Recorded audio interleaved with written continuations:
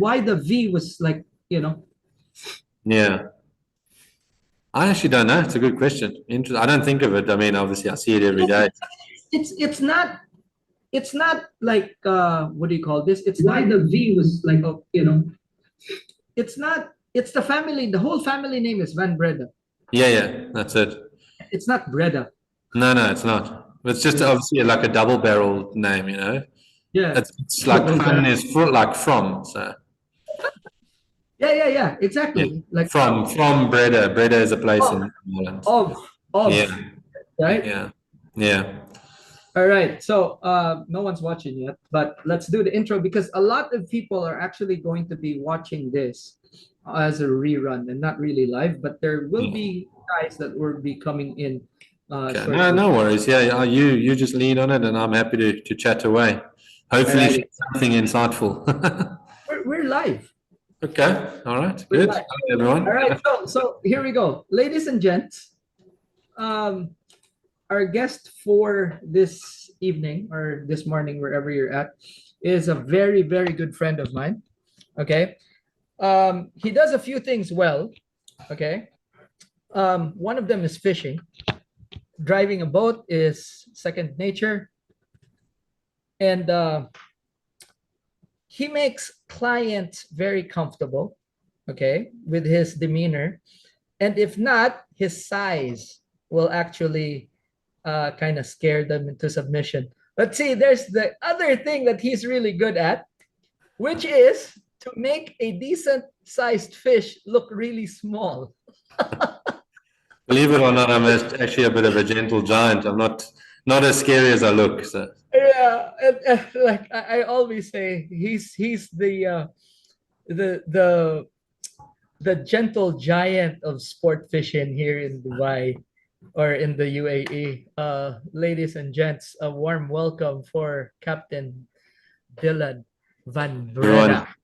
thanks for having me, Kit. It's good to be here. Thank you. Uh, I'm uh, in my um, comfort zone a little bit. I normally don't do much talking, but yeah, we'll see how it goes. it's just us. It's just us. Anyway, so man, we've known each other for some time, We have. right? And within that time period, there's been a lot of memories made, uh, and more importantly, I think you know one of the things that I think a lot of people don't realize is how hard the life of a fishing guide is. Okay, Yeah, so it is the, the truth, mate. the very first and see, this is a common thing because I don't know if I told you, but I think I did. But I used to run charters back home. Yeah, it's not easy, Kit. It is a tough industry. You know, the photos look good, but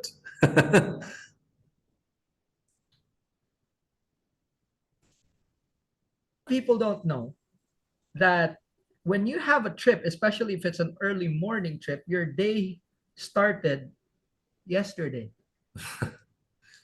yeah, you don't just arrive and jump on the boat and everything's ready to Yeah. go. You know, it's preparation is important and getting everything ready. And you know, often, especially in Fujairah, we'd have back-to-back trips, and you know, they'd run late, and you've got excited guests who want to then, you know, they want you to entertain them into the evening, and you've got an early start the next morning. It's tough to juggle everything, you know. And like I said, the photos look good, you know, lots of fishing in the tropics, beautiful weather, nice boats, but there's no photos of the engine services and the tackle maintenance, you know, the real work, you know. The cleaning, the cleaning, Yeah, exactly, exactly. So cleaning, and you got to do it yourself too.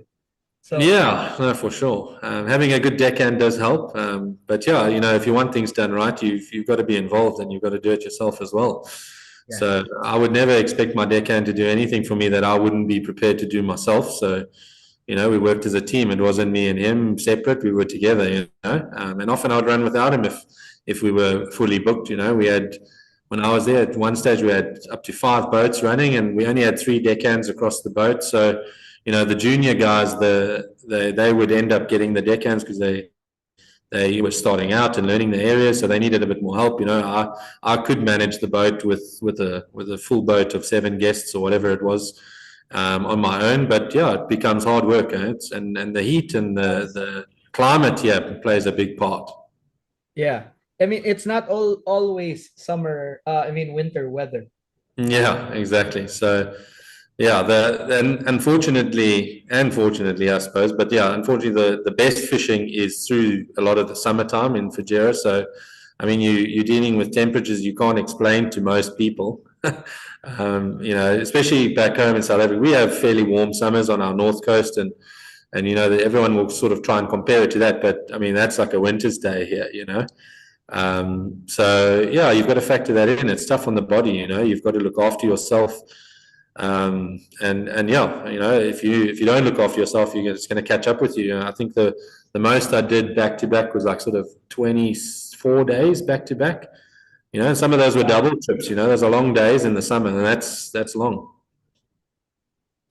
Dil, um, let's go back a bit, okay?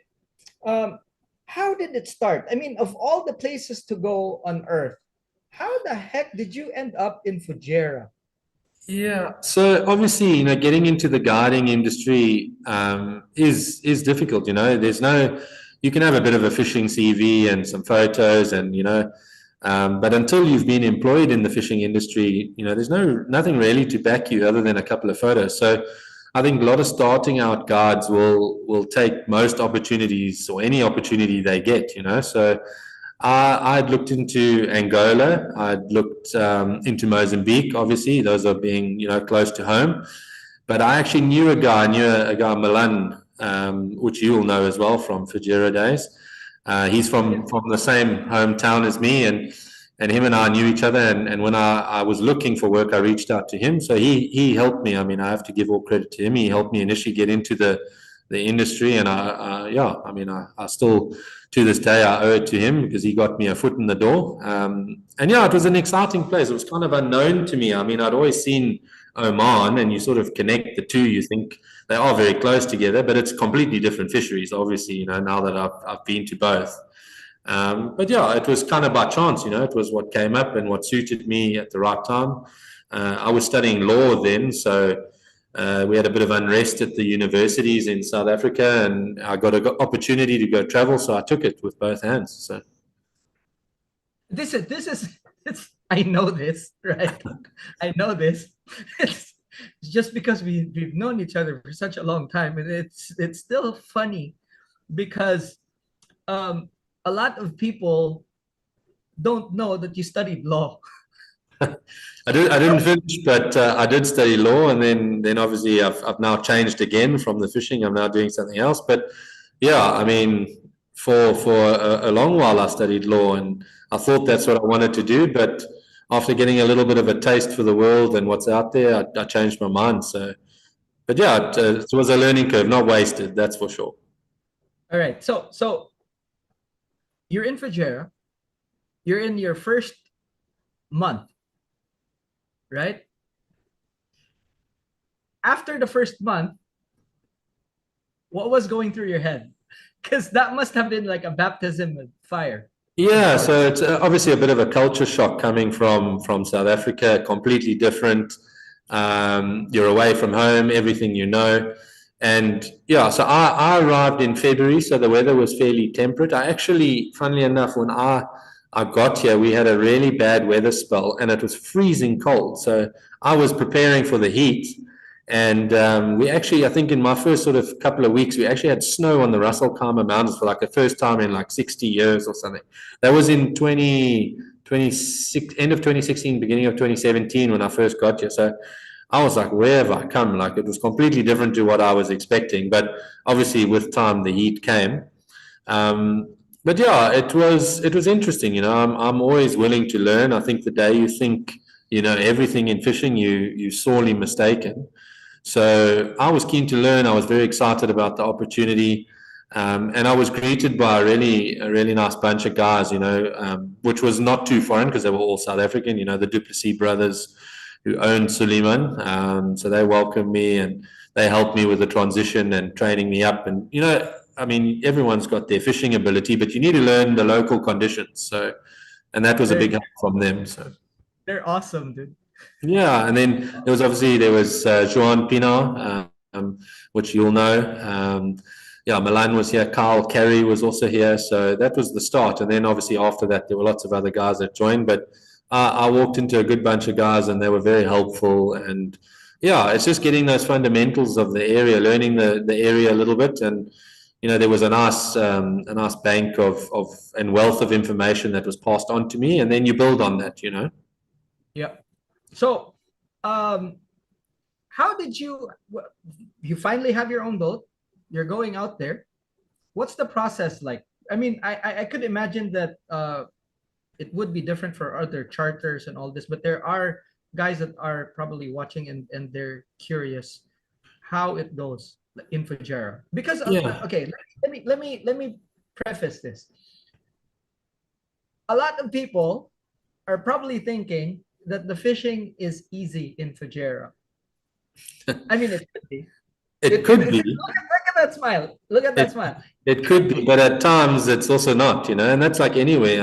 I know guys that have gone on the most expensive paid trips to the Seychelles, and you can hit a blank anywhere in the world. So fishing is conditions based, but when you're fishing so often, you've got to take the conditions that are in front of you, and narrowing it down as best you can. So for me, everything I learned back home was conditions based. Structure. We had our areas. We knew the conditions that would push fish into those areas. And here it was totally different. I came to an area where there was not much bottom structure. In Fujairah, there's more than there is in the Gulf.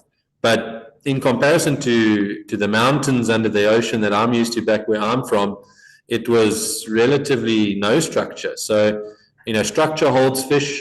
The one thing that Fujairah did have was obviously the anchorage with all the ships, but I mean, there were upwards of 300 ships to choose from. If you don't have an idea or a general idea, you're in big trouble. You can't cover all of that in one day. So, yeah, I think the main thing that I found in the UAE is bait holds fish more than anything. So, where there's concentrations of bait, that's where there's going to be fish. There's obviously a food source. And then obviously the surface structure in the anchorage, but out on the ledge there was some structure, but it's not massive structure. But yeah, there was the submarine we used to jig on, but that soon got fished out. It was focused on, full of fishing line, and you'd lose more jigs than you'd catch fish. So yeah, that became tough, and you couldn't rely on that anymore. But yeah, I think having an understanding of reading GPSs and contours and things like that, I obviously learned more on the job than what I arrived with in terms of knowledge of it. But yeah, finding bait, being able to read a sounder and locate likely areas that would just narrow it down. Even with the tuna fishing out in the open, I mean, we'd run the longest trip I did out of Fujairah. I mean, when we turned around to come home, we were 145 nautical miles from the marina. So you actually in Oman, then it's more than Fujairah. But to narrow that down, you're running towards the GPS coordinate you've been given, but being able to see fish on the surface, see bait, see birds, dolphins, anything like that would locate or narrow it down for you. Yeah, so bait. Generally, for me, it was bait, finding bait, and that's where you'd find the fish. I remember one trip we took. You were the captain. It was with Barry. Remember that? Yeah. It was just three of us.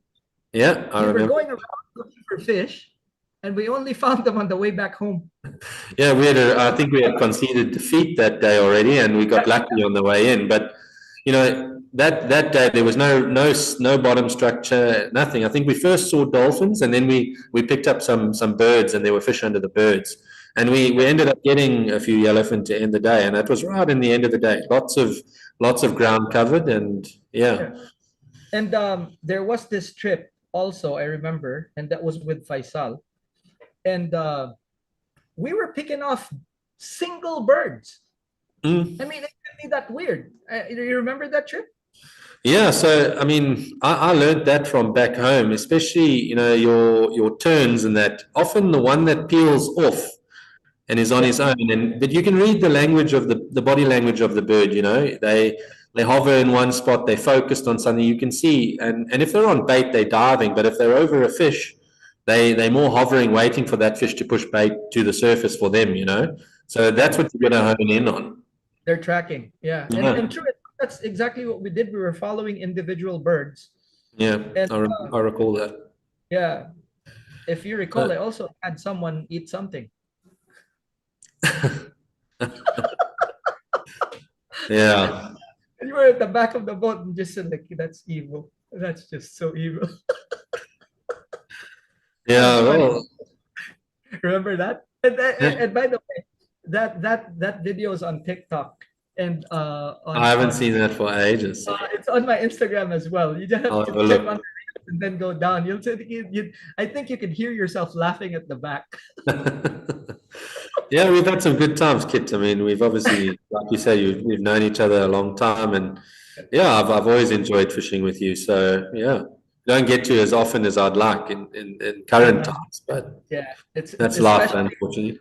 it's especially since with the jobs and everything. But Bill, another thing that we've actually spoken about this is that um, when you're on a fishing charter, you don't have the luxury of choosing who goes with you.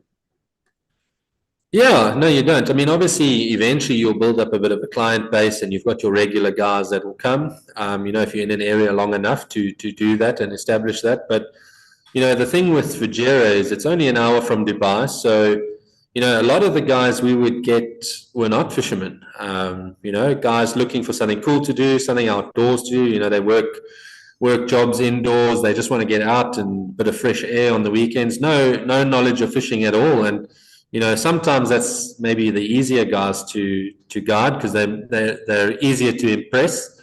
No Um, expectation. yeah, no expectations, but yeah, you can't always choose who you get, and you do get difficult guys, and you get really good guys, and those are the guys you'll form relationships with going forward. But I was happy to take anyone, and I especially enjoyed fishing with children. I enjoyed taking them out. I always enjoyed that, and just passing the baton on where you can. I had to learn from someone, so I'm happy to transfer that information if I can and that knowledge. I was very lucky with my old man bringing me up in South Africa, and my grandfathers on both sides were fishermen, hunters. So I was very fortunate growing up, and yeah, if I can pass it on and share my passion with other people, I will. I always will. If you have five people on the boat, how do you get them to actually, like, example, you have five people, five very excited people on the boat. What would your system be to actually get them to cast towards the tuna without issues? And remember, like you said, sometimes you're alone. Yeah, no, for sure. It is difficult. So that's where you actually have to coach. You can't just expect people to know what to do.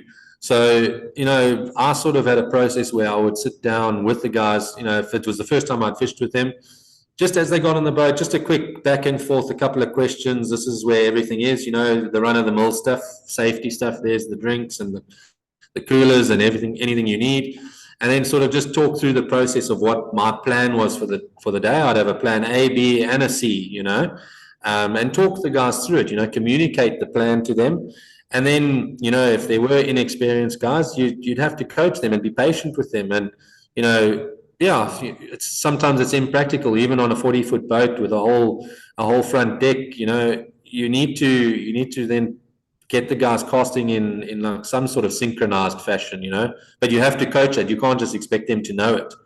So talk them through it and demonstrate if you have to, but before the action starts. You can't expect to now coach people when stuff's going down. You need to do it beforehand. Okay, now let me here's another question that I'd like to throw at you um because of your experience, and this is something that's very true for a lot of people that are watching uh my channel, Yeah. right? And this is not the now I always say that you can read, you can watch all the videos in the world, but as soon as you see water, you'll forget it. Yeah, the excitement takes over, especially when fish appear. I mean, even the most experienced guys can lose their heads when the action's going down. So, yeah, I mean, sometimes, like I said, the guys with zero experience were actually more willing to listen and learn. I mean, I think I've even been guilty of it when I go to a new area. I've guided in my life before. I've fished all over. I've been fortunate to visit a lot of different destinations, and you tend to build a bit of an ego and you know best. But when in doubt, listen to your guide. That's why you're paying him to take you, is because you don't know the area and he knows it better. And listen, there are instances where you might not get a great guide. So that's a different ball game altogether. But yeah, I think the best piece of advice I can give is, when in doubt, listen to your guide. Like, he's there every day. He's gonna. I mean, as a guide, you don't want to have a bad day's fishing. It's terrible when the fishing's tough. These people have paid money. They're excited. Yeah, and I think that's where I was always honest. If I knew things were going to be difficult, I would take the time to warn the people beforehand, give them the option to reschedule. I don't want to waste people's time. It's not just about making money, and that's where Bobby and them, they backed me on that. Yeah. It's important to not waste the people's time and money and effort. You want them to come back and have a good time. So yeah, I think when people get frustrated with the guide and they think he's not putting in the effort, I don't think that's the case, or definitely wasn't with me. I never wanted to have a tough day. That's terrible for a guide. Like, you want people to catch fish. So be honest, give them the option, and then, yeah, try your best. If they do decide to come and it's going to be tough, give it your best shot and stick to your game plan. And if it doesn't work, it doesn't work. I mean, that's fishing, there's no guarantees. So Yeah. I think I mean I can vouch for Suleiman, the guys, Bobby, Calvin, and of course yeah, Darren, both my yeah, friends. yeah, And like, good not class. only that, but how they run things, like at least when what do you call this, when I was hiring a lot, right? Yeah, Back, I could, I mean, I could remember when you said, like, guys, look, there's tuna, right? But they were far off and we don't know if they're there. So if we're yeah, there's going no that far, guarantees. it's still not a guarantee. Yeah. So that's fair. And I think transparency like that should be um standard when it comes to this this industry, Yeah, you know? definitely. I mean, it is about making money, it's a business essentially, but I think the long-term damage of taking people's money when it's going to be tough is far worse than, sacrificing that day for a potential 10 trips down the line.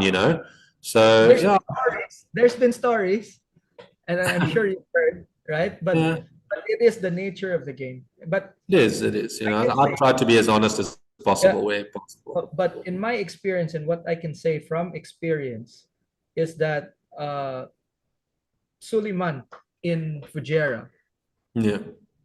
in my experience, they've always been quite good. No, exactly. They've done. I mean, obviously, they've been in it a long time, and they've established themselves. And the reason they've been around for so long is through good practice. If they hadn't done things properly and done the right thing, they wouldn't be there anymore. And there have been lots of guys that have come and gone as well. So, and Yeah, they've yeah, stood and the test we of know time. that. So, We know yeah, that.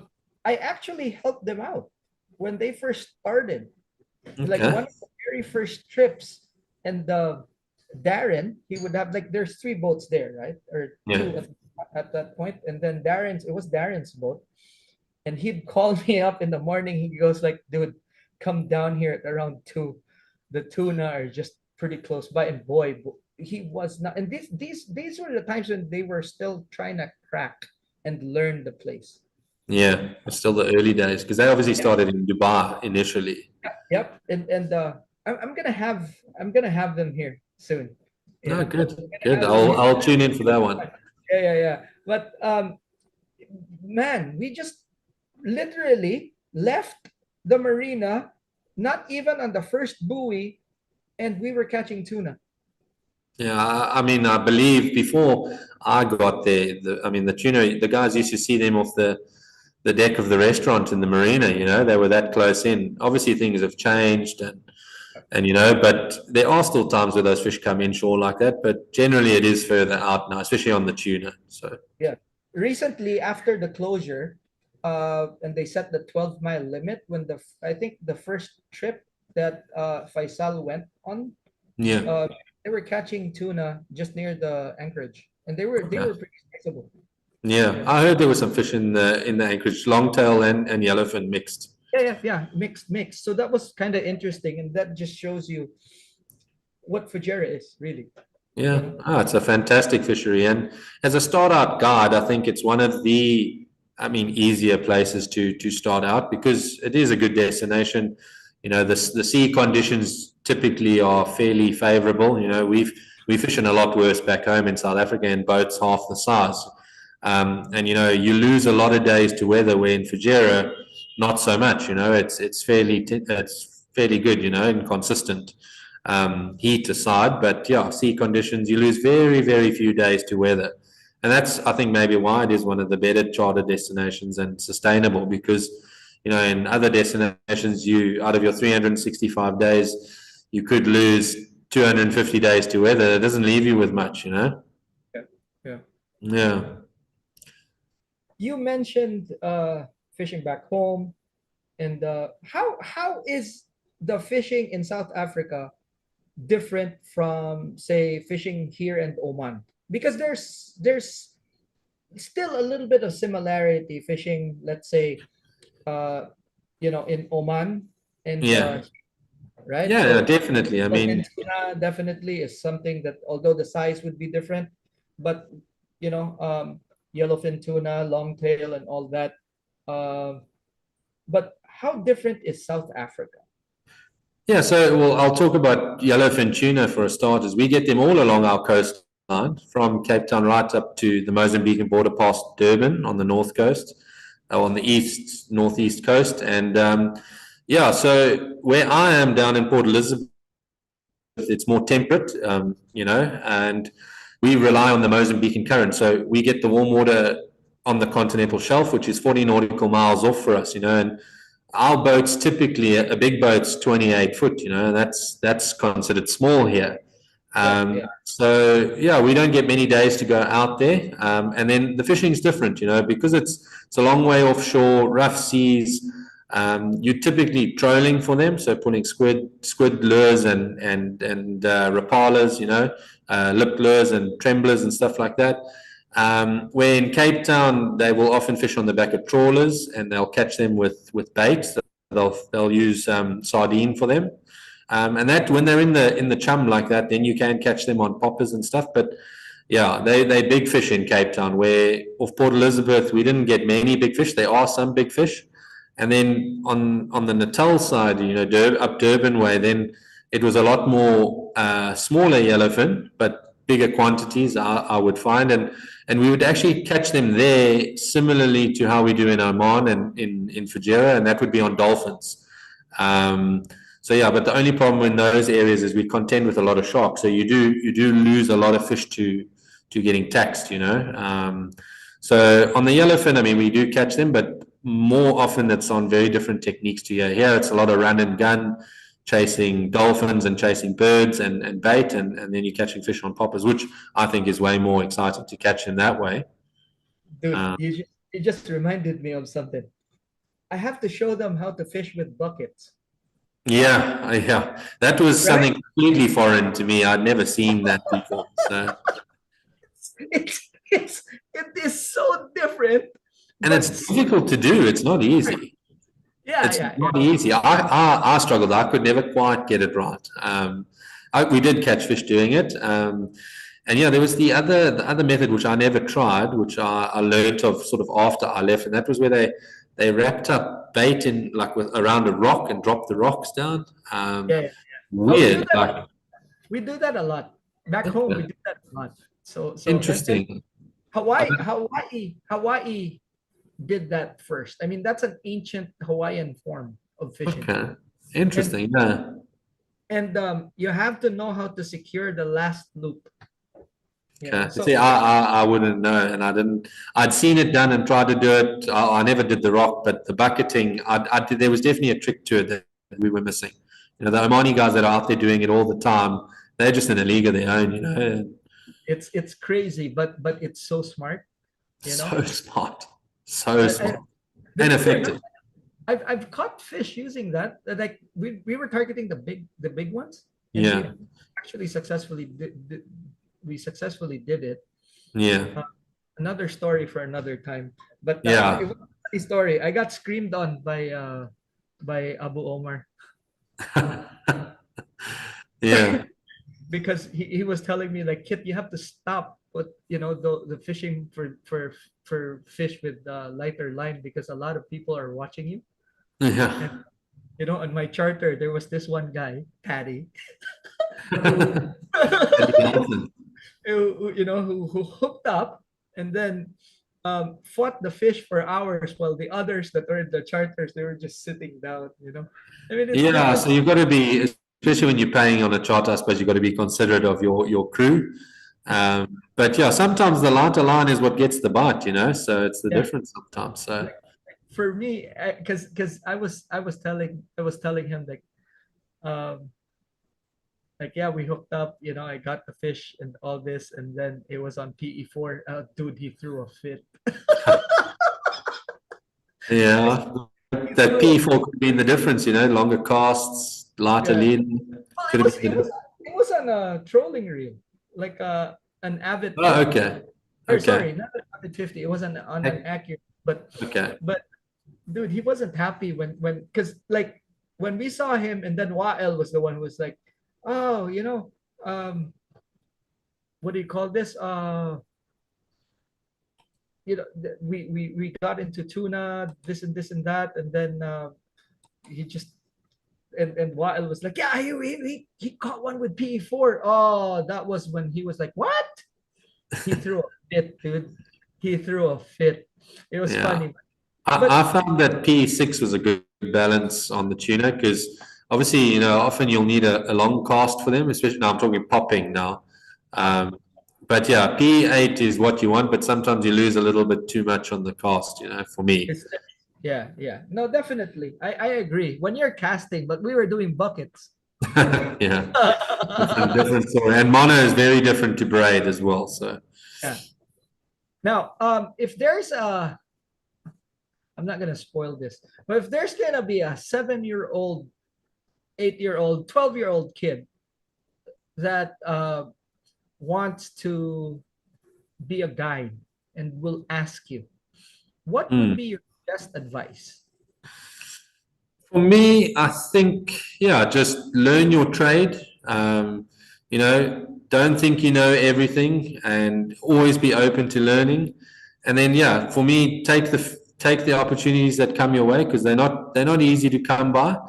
But yeah, I mean, like, there's not much. It's not like you can go and study a course or anything like that. But surround yourself with the elder fishermen in your community. I was fortunate to be mentored by my dad, of course, and then a lot of really good fishermen back home, and just lap every bit of information up that you can. Never think you know everything. Just take on everything, try it in your own way. I mean, yeah, it's just yeah, keep learning. That's it for me. And yeah, that's how I've sort of tried to do it as long as I can remember. But yeah, surrounding yourself with guys that have done it, know how to do it, will continue to know how to do it for many years to come. That's where you're going to learn. Obviously, you'll have your own adaptations and things like that. But yeah, take the advice wherever possible. Learn, steal with your eyes. That's that's harder to that's actually hard to do. It's not easy. Like um that's a lot of pride eating, Yeah, right? And I think this is what I believe um is a difference between a fisherman that can adapt really fast in different situations. It's the yeah. fact that they are able to take someone's advice, and not a lot of fishermen are actually Yeah. able to do that. Fishermen generally develop an inflated ego. an opinion of themselves, and that's all fishermen. I mean, I think South Africans can sometimes be some of the worst, but I've tried to be conscious of that, whenever possible, and yeah, I think every day on the water is different. You can always learn something. No 2 days are the same.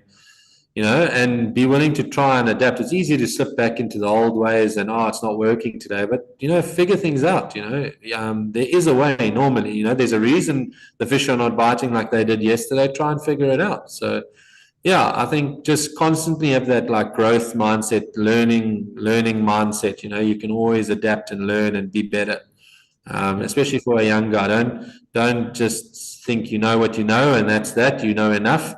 You can always tweak it. So that would be my advice. I met like a few kids in the shop while I was just hanging out and stuff, Yeah. and then just watching and stuff, and then um, I tried to help, but was ceremoniously just brushed off, and I was like, okay, okay. Well, that's already the wrong mindset to have, straight out the bat or off the bat. So, yeah, I don't think that's going to stand you in good stead going forward. You need to take that information. It's nice learning on your own, you know. Yeah, but it's much slower and It's much slower, but it's much nice. slower. You'll be 20 years behind before you Yeah. before you realize it. And yeah, you can, the guys I fished with. I mean, I can name them, but you won't know them. They're very, very good fishermen back home. Fly tyers, lure makers. These guys have been there, done that. They were catching GTs in Mozambique from the shore on, handmade wooden lures. Before GT fishing was even a thing.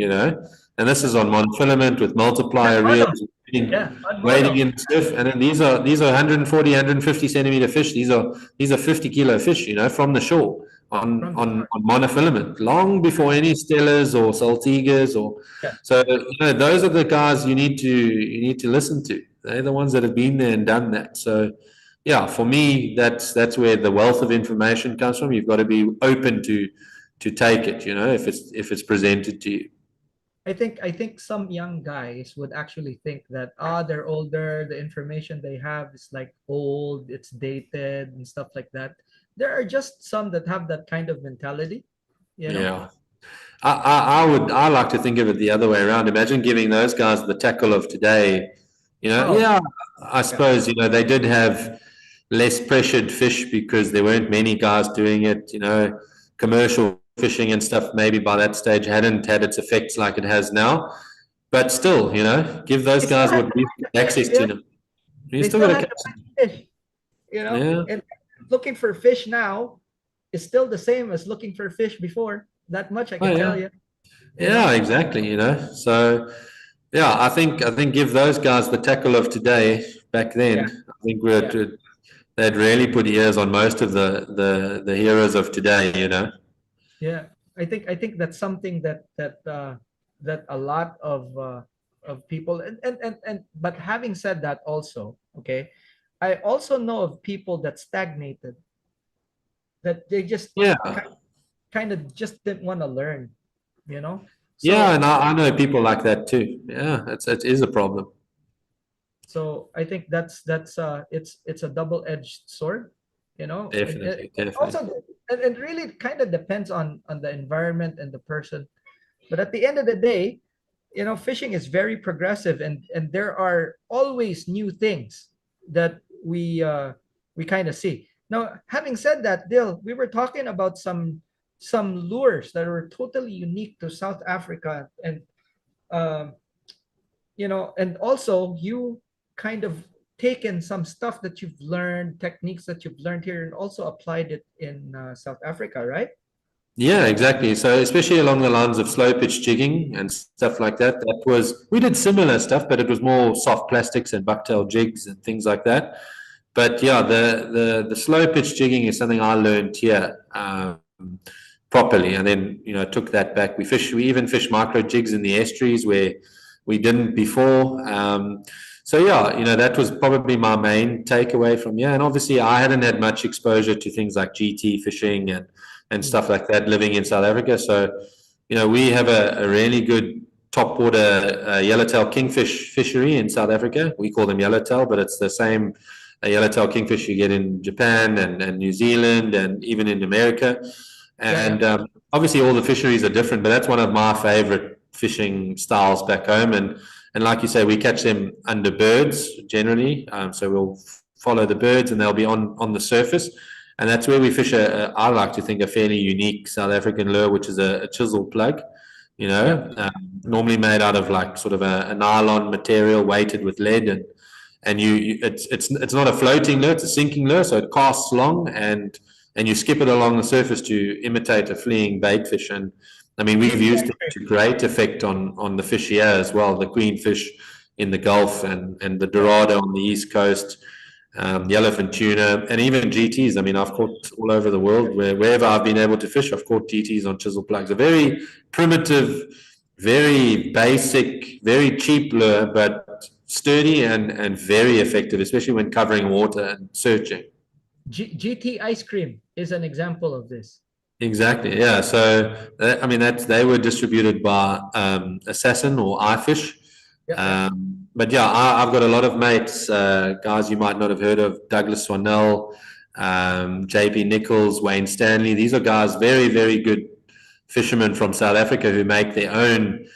Wayne Stanley's are the seal point plugs. Predators.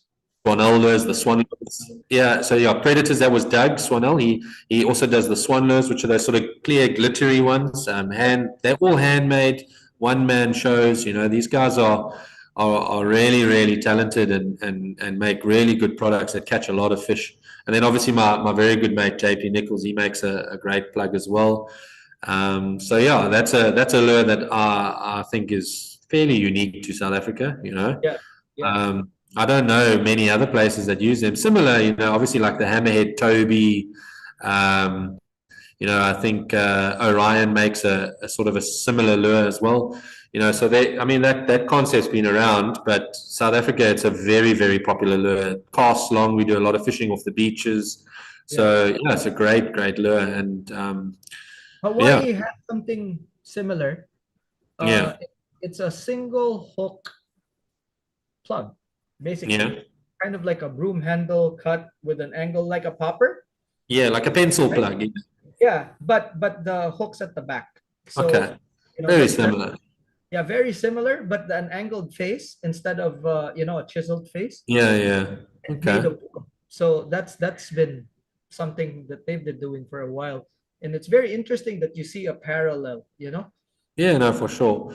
Everyone's got their sort of unique touch to it since, but yeah, I mean, South Africa, we fish them a lot, and it's a fantastic lure, especially like I said, when you're searching for fish, because it casts long, you cover water quickly, it's easy, you're not imparting a lot of action onto it, you're just winding with your rod tip up, and it's very effective. I mean, if you've ever seen garfish fleeing or half beaks fleeing, it looks identical. So it's very, very effective. And then obviously the bucktail jig. I mean, I think it was the Hopkins company in the States that were one of the first doing it. And I think they actually supplied them to the Air Force in their survival packs as a means to feed themselves that they got marooned on an island, which I found is quite interesting. So obviously very effective. And then in South Africa, that's one of our staples. I mean, we fish a lot of bucktail jig. And then we've also adapted it. We don't fish straight bucktail. We fish a lot of synthetic fibers as well, which I find has a bit more flash and acts a bit more as a parachute, especially if you want to slow the lure down. So these are all the technicalities of these lures that most people don't even think of, you know. When I'm fishing strong current, then I'll fish a bucktail, you know, a natural bucktail, because it falls a bit quicker, not as much drag through the water. And, you know, then there's also playing around with the different densities of the metal of your jig head. You know, we've got tungsten now. We fish also tin, you know, if you want the profile but the lighter weight, not as dense, where, you know, you want a smaller profile and more weight, you fish tungsten, you know. So, and applying them to different scenarios, and it's very technical. I could talk hours and hours and hours about it.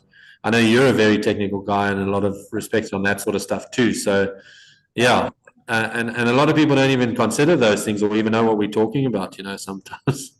Yeah, I think we that's why we could talk for hours, dude. Yeah, easily, easily. And the thing with synthetics also is that they last a hell of a lot longer than naturals.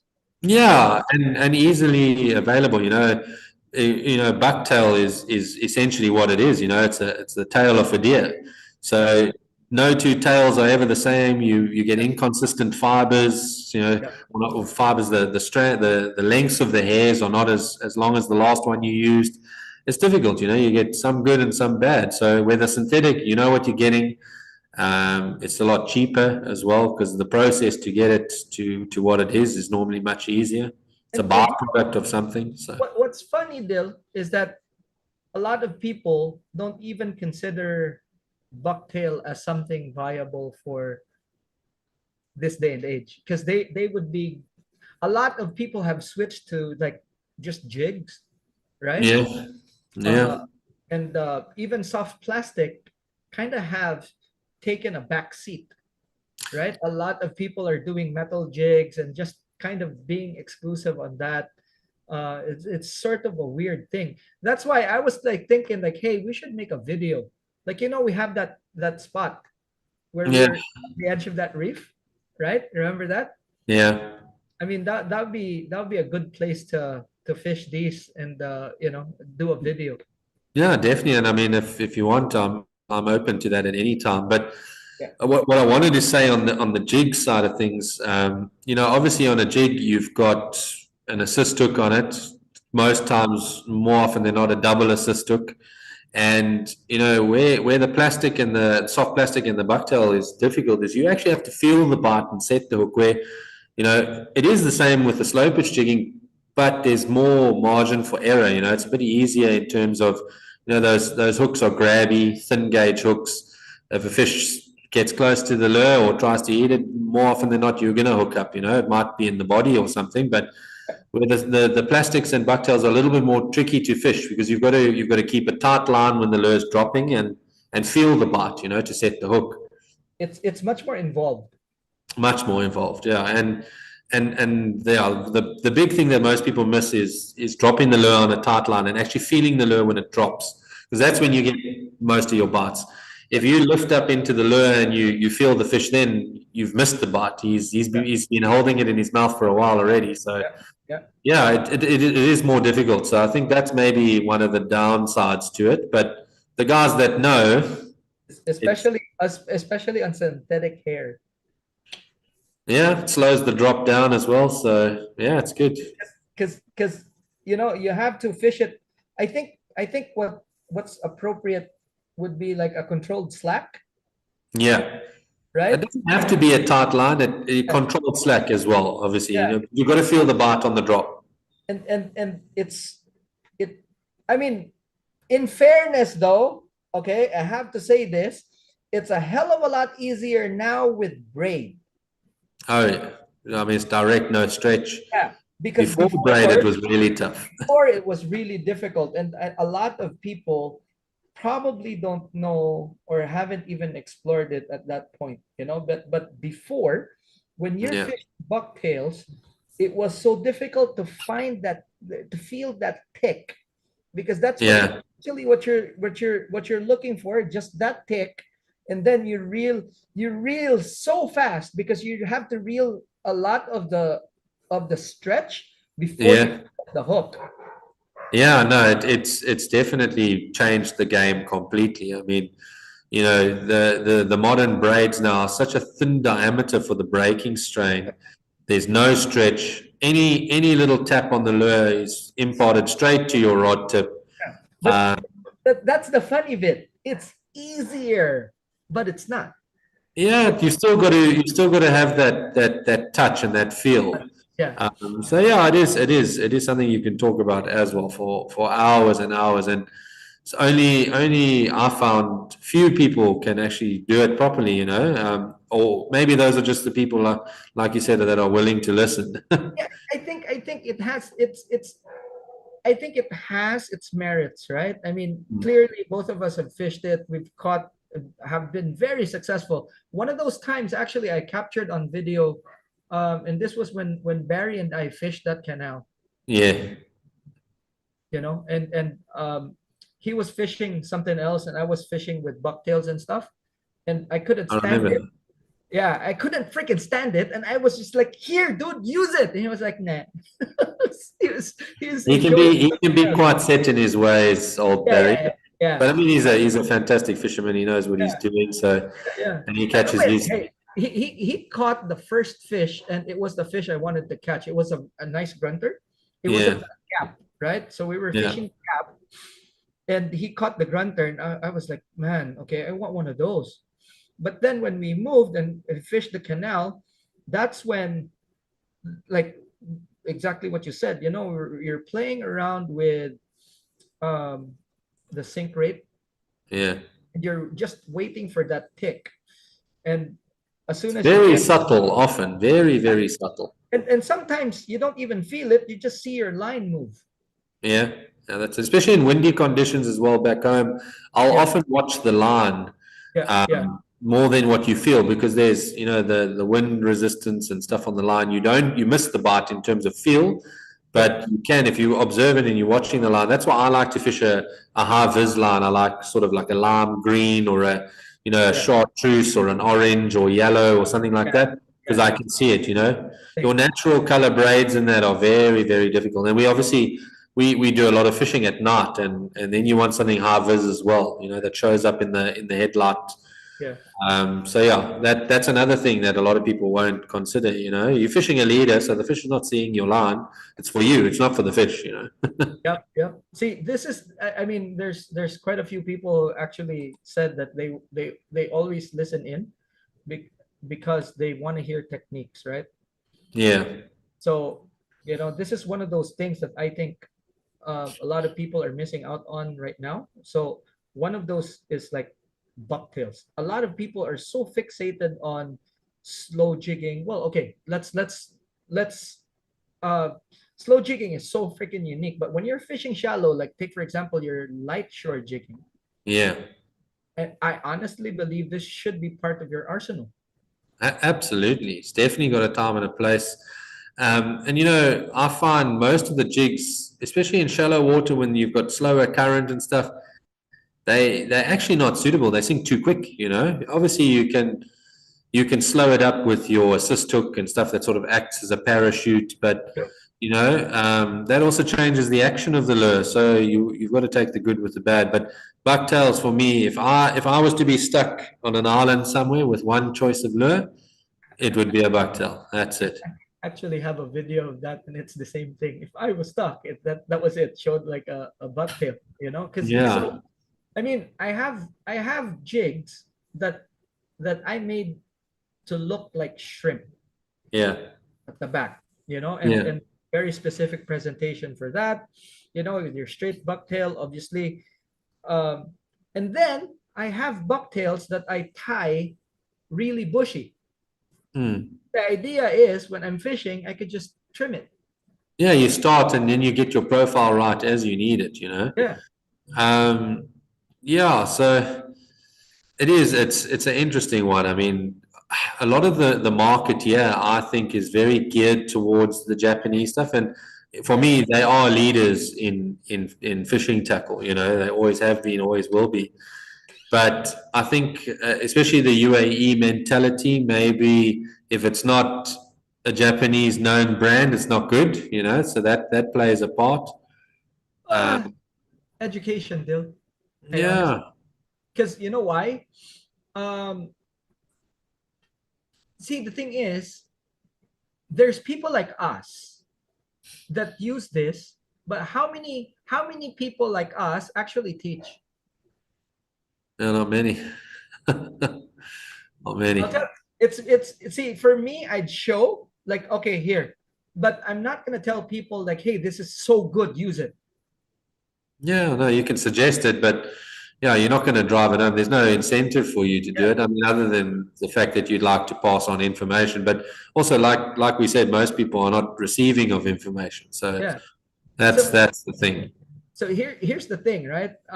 like okay, I'll come clean. This is one of those that I really use when chips are down, when it's like really difficult to catch. This is one of those things that I pull out, and I always have at least two in my box. Yeah. Okay. Now, having said that, I also want to say that it's not the easiest thing to use, as we have discussed. Disgust. Yeah, it's not. You have to learn it, and you have to put in the miles to learn it, and because it's not always that the fish will slam it. Yeah, it's not. It's not. It's very subtle bite Yeah, often, especially on a slow retrieve. Yeah. and what's funny is that even Dorado will do this. They will bite it, and then they will go forward instead of actually running with it. There's so Mm. many a time I've used them on Dorado. They'll eat it, and Eat the towards you. Yeah. they go towards you, and it's such a weird thing because if you cast a different lure like a popper, they'll grab it and run. Yeah. I mean, it's obviously visual. You can see the fish eat, Yeah, but subsurface is obviously where you've got to incorporate more feel and visual, obviously. yeah, Uh, and and, and also a lot of people here don't use a lot of soft plastic and a lot of like these natural materials because they break easy. Yeah, no, they do. But I mean, obviously, if you think of the texture of a bait fish Yeah, and the texture of a soft plastic, it's a lot more realistic than a hard tungsten jig or something like that, you know. I'm not a big fan of complete imitation, you know. I like more suggestive presentations. Like if you look at a bucktail, I mean, what does it actually look like? It's a yeah. mixture of a shrimp and a bait fish and Could it look like doesn't look like anything.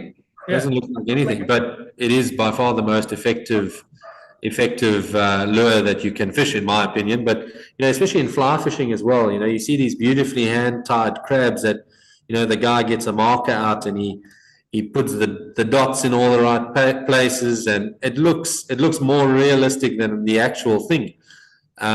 But yeah, if you're not putting that fly and moving it in a way that is realistic and you know gets the attention of the fish, it's not effective. You know, it can look as yeah, good as it can, but yeah, I think presentation is more important than imitation. So correct.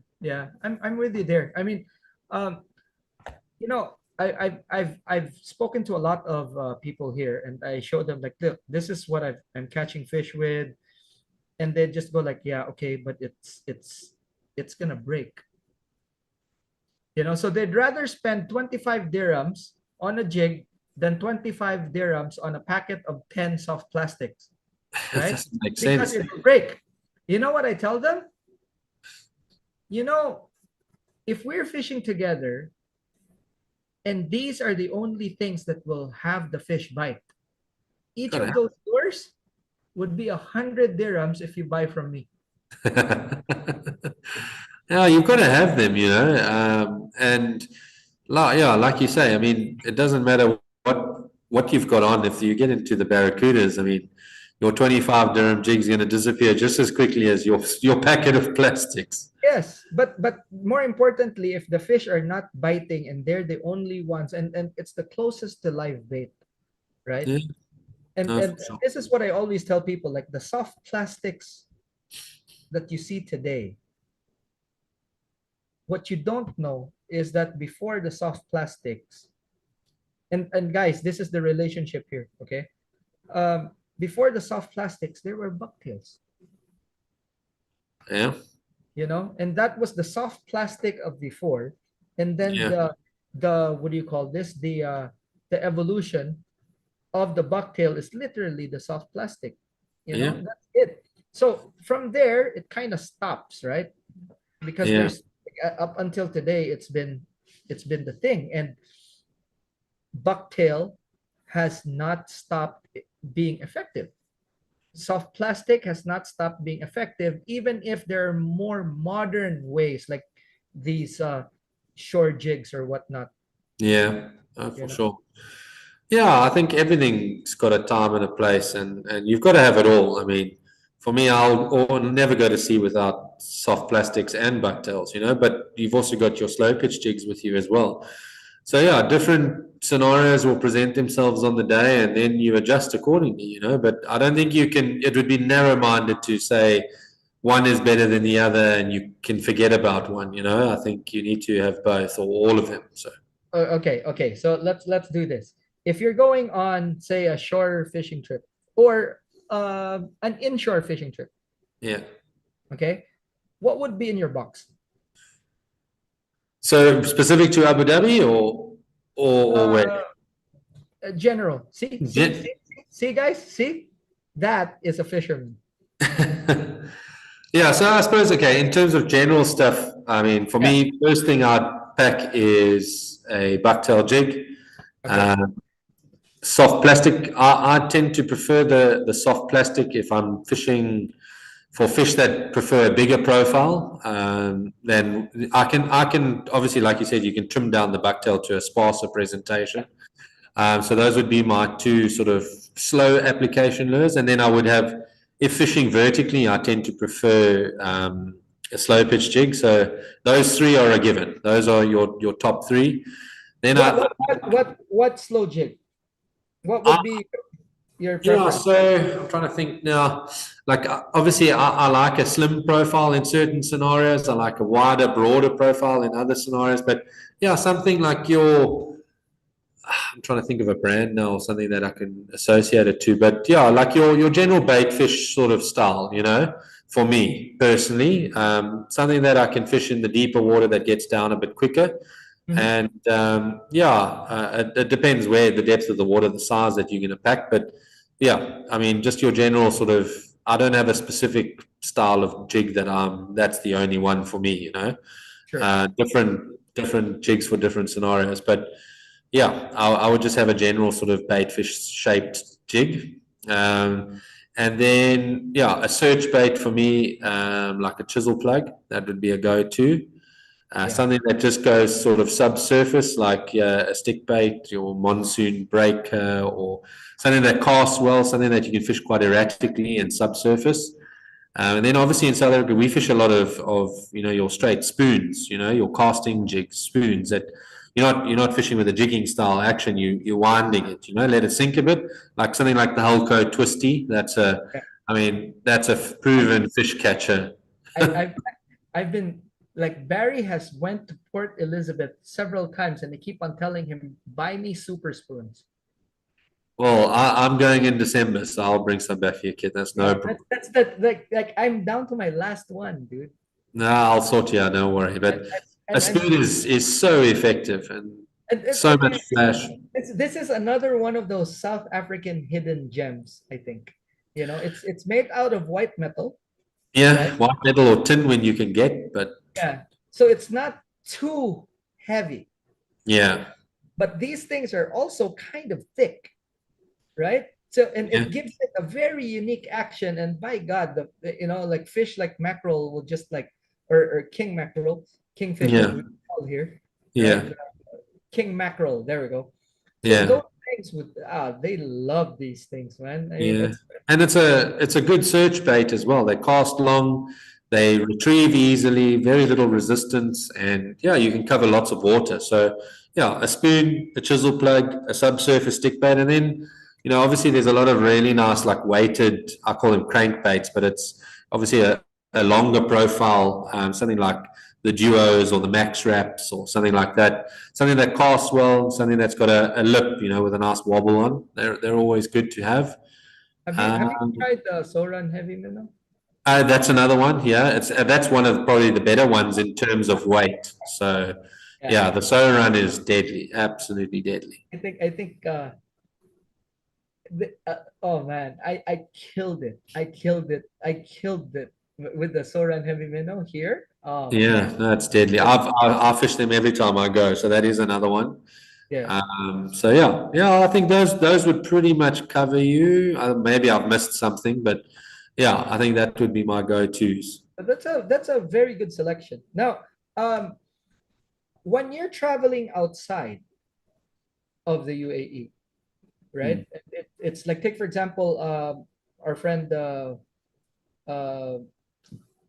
David, David right? in Sri Lanka. Yeah, he actually said like, hey, have him mention haven't mentioned typhoon sport fishing. so so let's talk Well, about that. So our good friend David, he's in Sri Lanka.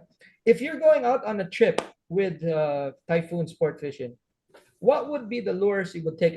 And this is literally um it's almost unexplored territory, right? So you need a yeah. variety of lures to take with you to cover a whole spectrum of things. So what would be your top, say, top lures to take? I mean, I'm not going to put a number because Yeah, it's almost impossible. it's difficult. And obviously, whenever you're traveling, you've got restrictions on how much you can take. So you've got to Right. pick very, very cleverly. So obviously, when I'm going on these trips, generally it's to fish for GTs. So that's what I want to fish. So it would be a mixture of poppers and stick baits. Obviously, you've got sort of your longer, slimmer profile poppers. So something like your Hero skipjacks. That's probably one of my favorite, especially as a search bait. It's a bit easier to fish and cover water. And then obviously in the deeper water, you want something with a big cup face. So the Kuberas, hammerhead E cups. That would be my deep water poppers, So when you want to call the fish up from deep. So I typically, I mean, they're heavy, they're up to, I don't fish much heavier than sort of 160 grams. I mean, I do have heavier, but that's for specific places, Oman, Socotra. Yeah. So yeah, lures up to 150 grams, they add up quickly, and your weight diminishes in what you can take on your trip. So yeah, I sort of take, I would say, sort of four to six of each. Four slim profile, five slim profile poppers, 4, 5. Sort of shorter and bigger cup face poppers. Then I would take obviously a selection of floating and sinking stick baits. So anything from sort of 80 to 150 grams. Generally, my sinking stick baits would be my 80s to hundreds, 120 grams. And then my floating stick baits, I prefer bigger. So I will fish those are sort of 100 to 150 grams, Yeah. 160-gram Carpenter Gammas and things like that. Yeah. Um, I was waiting for that. I was waiting for I don't that. have many of them, not like our friend Barry, but And yeah, you see, that's why I was waiting for that, because I was like, man, if I was to ask Barry this, he would be like, I'm probably gonna take like 20 gammas. yeah, that's all you'll take and all you'll fish. But yeah, I like to take a bit of a range, obviously. Yeah, So, yeah, and then within that, I would take a couple of sort of um, 200 to 250 mil chisel plugs, sort of long, yeah, even up to 300 mils if you can get them that long and heavy enough. And yeah, they're sort of 100, 150 grams as well. And that would be a good search bait, or if you're fishing really shallow water and you don't want to throw your expensive Japanese stick bait in there, yeah, something like a chisel plug you can afford to lose. Yeah, yeah. it's a good option. And I yeah, think so that would be my GT sort of tackle. so. I think Um, it's worth pointing out here, guys, those are that are listening in, that Dylan's style, it's always going to be bombing it out there and looking for active fish. Yeah, covering water. The longer your lure's out there, the more chance you've got Yeah. getting an eat. There Um, are there are some people that would be like, take for example, I know uh like one style, and I've seen it closely, like Kozo, right? yeah, So Kozo's style is that he will throw the biggest ass lure out there, and so his range isn't that far, let's say. yeah, He would throw the biggest lure and make the loudest sound to attract the biggest fish that swims within the area. He doesn't search per se, okay? yeah, He's so methodical in his approach. He would be casting towards the likeliest places only. yeah. Whereas for me, it's we're kind of similar there, Dil. I bomb out like long casts because I want to cover as much ground as possible, Yeah, right? that's how I tend to fish. Obviously, known areas like Atalanyat and Socotra, if you know that's where those fish are going to be on a certain Yeah. point in the tide, then you fish your big lures. But it's not realistic to fish that big lure all day, every day. I mean, and I'm a big guy. I'm 6'4", 140 kilograms. So if anyone's going to be able to throw those big lures, it would be me. So yeah, I think conserving yourself. You do 6 or 7 days back to back of throwing those big lures. It's not easy. It's taxing on the body. So I've just casted for 2 days and my shoulders hurt. yeah, you're also getting old, Kit. You and me both. Dude, remember, it's 9/11. It's been like what, 2 years since the incident, right? So Yeah, no, you're I've looking not good though, been, Kit.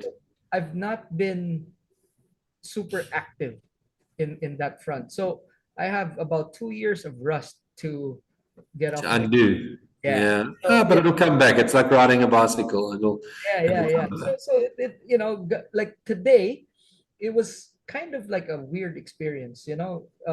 This place that I went to, um, man, it's a janky place. You know, Yeah, but it's the closest place, and then I can go there to do videos and stuff like that. So it's all good. But yeah, more importantly, I can take my GT stuff, my tuna stuff, and then start casting, and it's kind of like a yes. workout.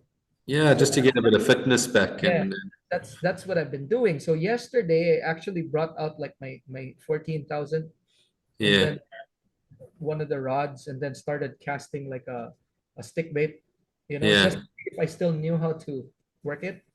yeah. Now you'll remember, Kit. Yeah, but like you say, I mean It's that's the thing. You it's sit. swam okay.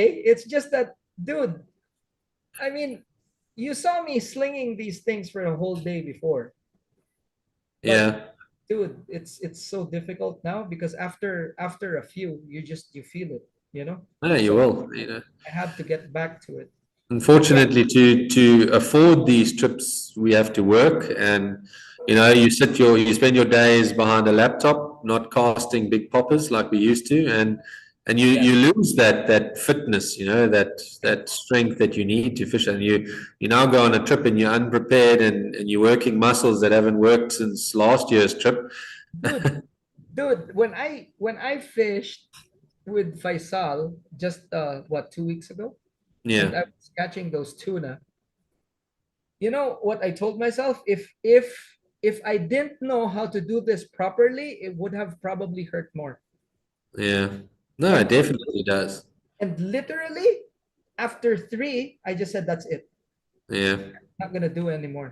yeah. I mean, at at at two, I actually said I don't want anymore. And then Yeah, after that, I just said like, okay, probably one more. And it turns out that that was the biggest. yeah. Yeah, no, it is definitely a factor that a lot of people won't consider. Um, and yeah, no, it's good. You got to get the fitness up before a trip, especially.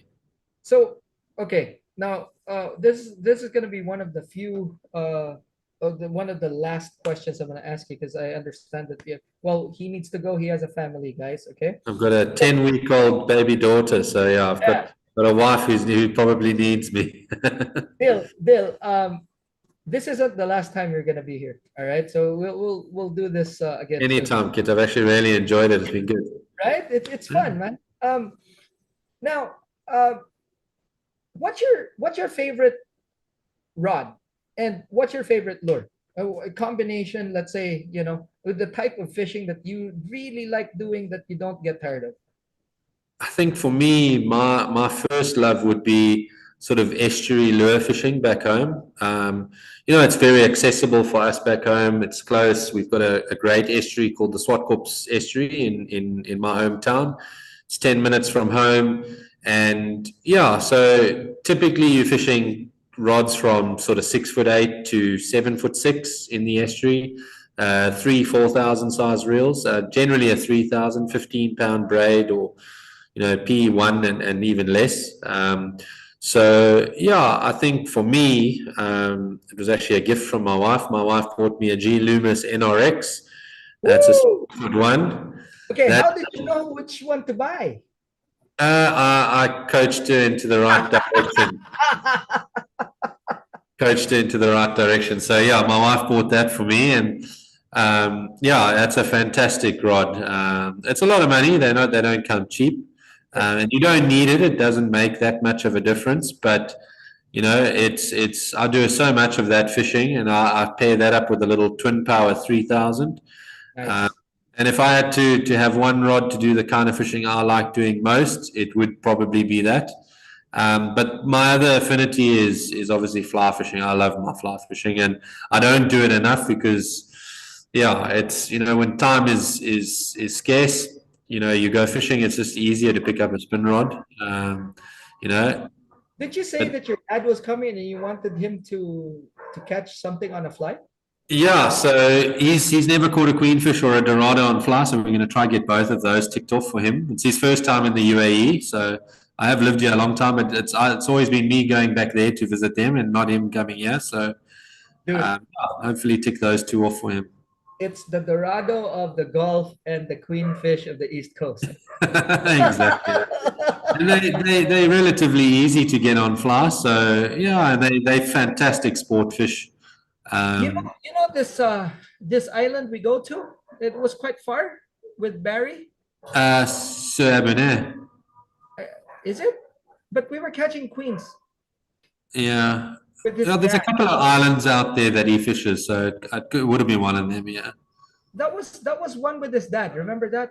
Yes, that was Sir Abernay, yeah. Yeah. There were heaps of queenfish. Dude, those were huge queens, man. Yeah, That would be good for a that fly. would be perfect. And Remember, we were talking about that at the particular trip. And like, if we had fly rods, this would be perfect. it's perfect. I mean, I've caught quite a few on fly.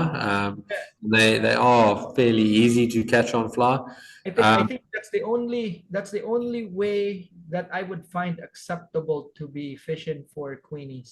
Yeah, the guys hate them here because obviously they're not great table fish. But I love catching them. But there is huge numbers of them here, and I can understand when you're Yeah, wanting to catch the goldens and you're wanting to catch the king mackerel.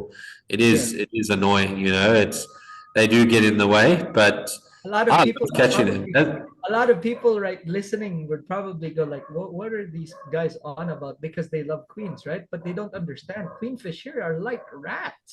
Yeah, there's thousands of the things, but yeah, I think for my dad who's never experienced it, That would be he nice. that will be mind blowing for him. Yeah, yeah, definitely. Dude, anything on a fly would be mind blowing.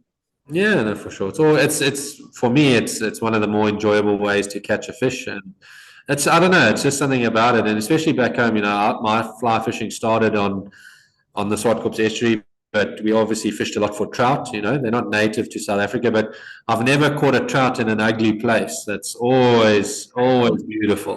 Yeah. I, So I was yeah, I was asked I was asked in one of my streams.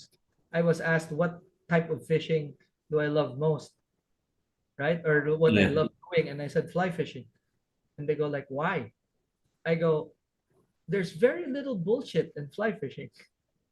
Yeah, it's and a lot of the time it's on a hand tied fly. I don't tie much anymore, unfortunately. And I was never a massive tire, but it's a like I mean, obviously you get the purists and they actually sometimes annoy me a little bit too much. Fly's not the only way to catch fish, but it is one of the purer forms of fishing, if you ask me.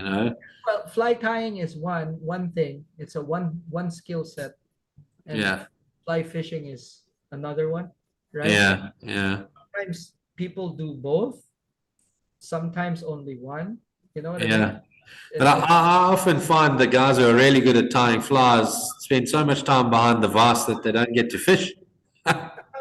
Well, I know a few that are so freaking good, right? Mm. That a lot of people ask them to tie flies for them, or they sell flies and stuff, and they hardly go fishing. Yeah. That's why It, some of the best fly tires are just fly tires. yeah, exactly. I mean, it is an art form. I mean, Yeah. it's a craft, and the guys produce really incredible stuff. So, yeah, I appreciate that. But for me, being a working man, if I've got spare time, I'm not going to sit behind a vise unless the conditions are really bad. If I've got free time, I want to be out on the water. So, Yeah. yeah, maybe that's not it's frowned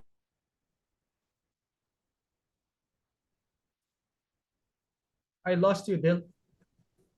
Have you got me back now? I got you now. Yeah.